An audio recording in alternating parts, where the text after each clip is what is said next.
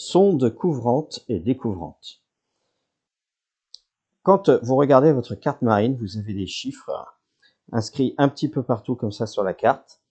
Donc, celles qui sont dans la zone bleue, comme je vous le disais, c'est la zone entre 0 et 10 mètres. C'est ce qu'on va appeler des sondes couvrantes ou des sondes positives.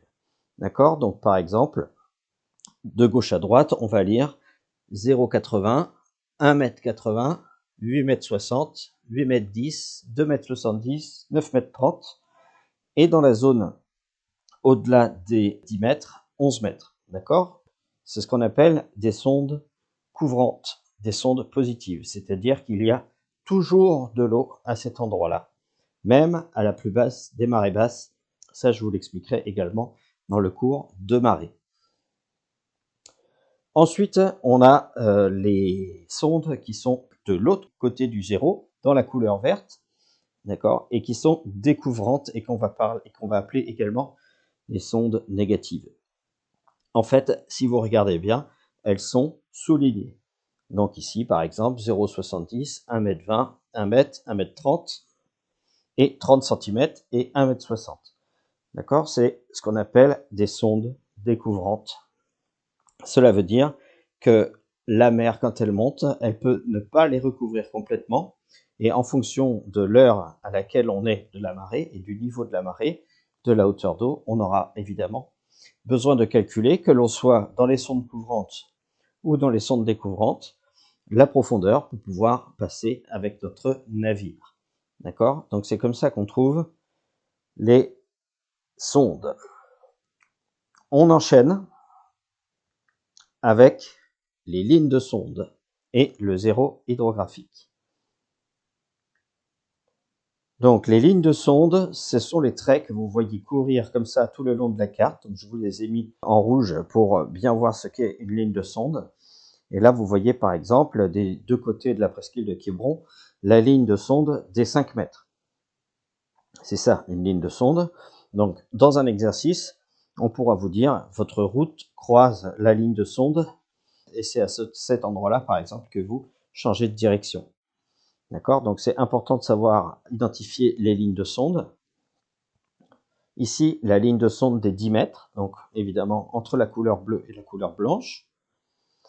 Et ici, le zéro hydrographique, qu'on appelle également le zéro des cartes, c'est le niveau 0 en fait sur la carte. Donc là où l'eau va pouvoir se reculer au maximum à la marée basse de coefficient 120, la mer va se retirer jusqu'ici. Ok, c'est ce qu'on appelle le zéro hydrographique. Et ne vous inquiétez pas si vous ne connaissez pas encore ou si vous avez oublié ce que c'est que les coefficients et la marée, tout ça, vous avez un cours à suivre sur la marée assez conséquent et ça n'aura plus de secret pour vous après ça. On continue. Rose de déclinaison des compas magnétiques. Très facile à identifier sur la carte, ce sont les deux roses un peu de couleur magenta que vous avez sur la carte, c'est le nom de cette couleur. D'accord? Donc les deux roses qui vont représenter en fait en haut de l'étoile le nord de la carte, donc pile dans l'axe du haut de la carte, hein, dans le nord, et une petite flèche à côté qui va vous montrer la déclinaison magnétique des compas à cet endroit de la carte. Donc il y aura un cours pour vous expliquer la déclinaison. En tout cas maintenant, vous savez identifier où se trouvent les roses. Idem pour le tableau des courants, le voici, le voilà. Donc ça, c'est un tableau qui va nous être utile dans les exercices de cartes pour identifier le courant. Je vous expliquerai comment ça fonctionne. Un mot au sujet de la tenue à jour des cartes marines. Donc c'est un sujet un peu négligé et oublié, mais quand même très important. Je vais vous expliquer un petit peu comment ça marche. Donc vous regardez en bas de votre carte 99 en bas à gauche, et vous allez voir un code QR et CO2R, donc c'est pour correction, parce que c'est ici que nous allons inscrire les corrections. Donc vous voyez que par exemple, c'est normal, sur cette carte qui n'est pas tenue à jour, il n'y a pas de correction indiquée. Par contre, vous voyez une petite phrase à côté du code QR. Les avis de correction publiés dans les groupes hebdomadaires d'avis aux navigateurs sont accessibles sur le site internet du CHOM. Donc, je vais vous donner l'adresse exacte, comme ça vous pourrez aller voir tout de suite. Auparavant, je peux vous préciser qu'effectuer les correctifs soi-même est la solution la plus sécurisée et économique, bien sûr, pour être à jour, pour avoir des cartes à jour. Et donc, il est inutile d'acheter des cartes neuves chaque année, c'est quand même très pratique. Donc ici, je vous ai mis un exemple avec une correction qui a été portée sur la carte en 2018. Je vais vous expliquer juste après à quoi correspondent ces chiffres. Et donc, pour retrouver le correctif sur cette carte, avec les numéros qui sont inscrits, vous pouvez retrouver ce correctif en particulier et faire la correction pour les années suivantes grâce à ce site internet, gan.chom.fr. Évidemment, pour utiliser la carte marine dans les années qui vont suivre, il va falloir porter les corrections correspondantes que vous trouverez donc sur ce site internet. Donc, vous pouvez passer par diffusion.chom.fr et cliquer tout simplement sur GAN, donc ça veut donc dire groupe d'avis au navigateur. Vous trouverez aussi les avertissements de navigation, où vous pouvez taper directement donc l'adresse du site internet et vous tombez sur les groupes d'avis au navigateur en ligne. Ok, donc vous voyez un bouton rechercher, il y en a même deux. Vous cliquez sur rechercher et vous tombez sur cette page. Alors, ce qui va nous intéresser, c'est les groupes d'avis au navigateur. Vous voyez ici qu'il y a des chiffres. Alors, c'est pas compliqué. Les deux premiers chiffres correspondent à l'année et les deux derniers correspondent à la semaine de l'année. Donc, par exemple, ici, nous avons 99,01, c'est donc la première semaine de l'année 99. Et à côté, nous avons 23,18, c'est la 18e semaine de l'année 2023. Donc, vous ne pouvez pas remonter avant 1999, mais vous pouvez avoir toutes les corrections. Ça vous laisse quand même une sacrée marge. 99, ça commence à dater. Donc, vous allez pouvoir, par exemple, sur la carte que nous avions tout à l'heure, partir de 2018, par exemple, pour retrouver les corrections jusqu'à l'année en cours. Vous rentrez donc simplement, là j'ai mis par exemple la première semaine de 2022 jusqu'à la 18e semaine de 2023. Vous rentrez donc les données ici. Ensuite, vous demandez ce que vous voulez. Ici, nous voulons la correction aux cartes françaises. Vous le voyez sur les autres coches que vous trouvez dans ce petit carré gris, choisir ce que vous voulez. Vous pouvez avoir des avis spéciaux en vigueur qui peuvent aussi, bien sûr, vous intéresser. Donc ça, bon là pour l'instant, on va s'occuper des corrections sur la carte marine française. Et puis, quelle carte marine nous voulons par exemple, la 7033, nous voulons la corriger.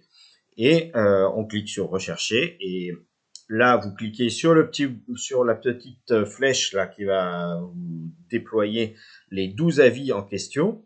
Donc, dans les dates que j'ai mis, nous avons 12 avis. Là, je vous en ai affiché 3. Donc, ici, par exemple, vous voyez que nous avons une correction qui date de la 9e semaine de 2020, correction 56. Nous avons ici une autre correction, 12e semaine 2020, la cardinale Est, les galères, qui a corrigé. Et puis ici encore une correction sur une balise de danger isolé qui se retrouve avec une lumière qui, comme vous le savez, fait 2 éclats blancs groupés, comme tous les dangers isolés. Ici, en cliquant sur le lien que vous voyez là, vous allez pouvoir accéder à la correction sur toutes les cartes marines concernées.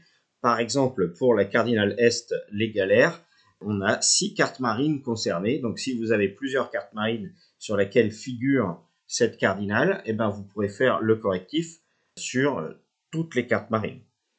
J'ai pris cette correction en exemple pour vous montrer un petit peu comment ça marche. Donc, avec la cardinale Est, les galères, qui se trouve à la pointe de Quai de Nice à Belle-Île, la voici. Donc vous voyez sur la carte qu'elle n'a pas été corrigée.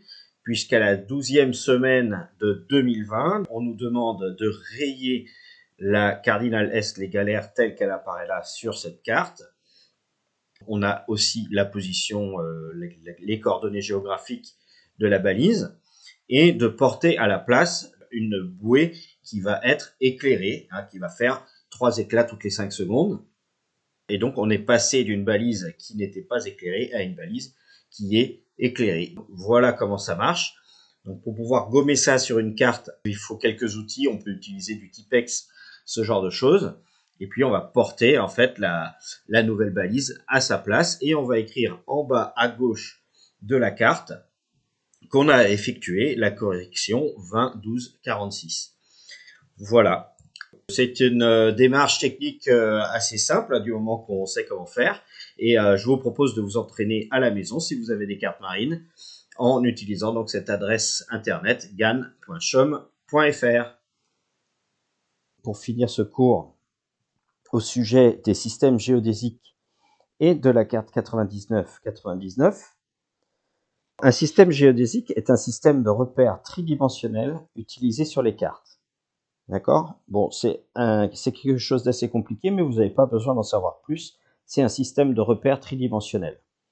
Il existait divers systèmes, mais il a été décidé d'harmoniser ces repères pour être en accord avec le système américain GPS.